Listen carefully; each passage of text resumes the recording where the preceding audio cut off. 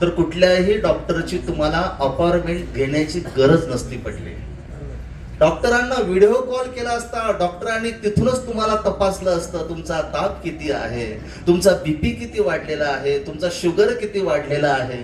Injection सुद्धा तिथूनच दिलं असतं, बरोबर ते औषध तुमच्या शरीरामध्ये गेलं असतं. तंत्रज्ञान जरी समजा विकसित झालेलं असलं, परंतु काही मूल्य अशा प्रकारचे आहेत की त्या मूल्यांचं मूल्य जर समजून घ्यायचं जर असेल, तर आपल्याला वेळात वेळ काढून प्रत्यक्ष तेथे सहभाग घेणं गरजेचं आहे.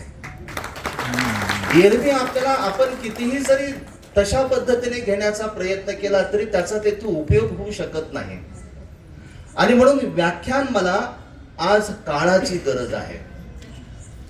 मगाशी आपण बघितलं की वर्तमान परिस्थितीमध्ये आपण खूप मोठी प्रगती केलेली आहे, परंतु हिला आपण प्रगती म्हणू शकत नाही. खऱ्या अर्थाने आपण ती अधोगती करून घेत आहोत. आणि त्याचा जो विचार आहे तर त्याचा विचार कधी आपल्या अंतःकरणाला तिथे स्फुरतच नाही. आणि म्हणून अनेक विचारांचं दालन उघडे असताना देखील आज ईश्वरीय जो साधक आहे त्या साधकाला व्याख्यान मालेची गरज पडते.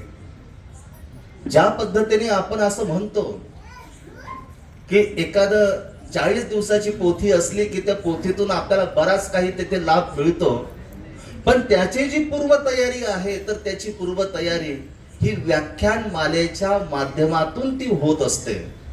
ज्या वेळेला एखादा साधक व्याख्यान मालेच्या माध्यमातून जेव्हा तो घडतो ना, त्याच वेळेला तो 40 दिवसाच्या पोथीसाठी पात्र ठरू शकतो. तोपर्यंत तो ठरू शकत नाही.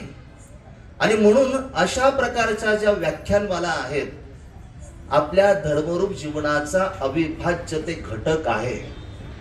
एखाद्या वेळेला व्याख्यानमाला आयोजन करण्यासाठी जर उशीर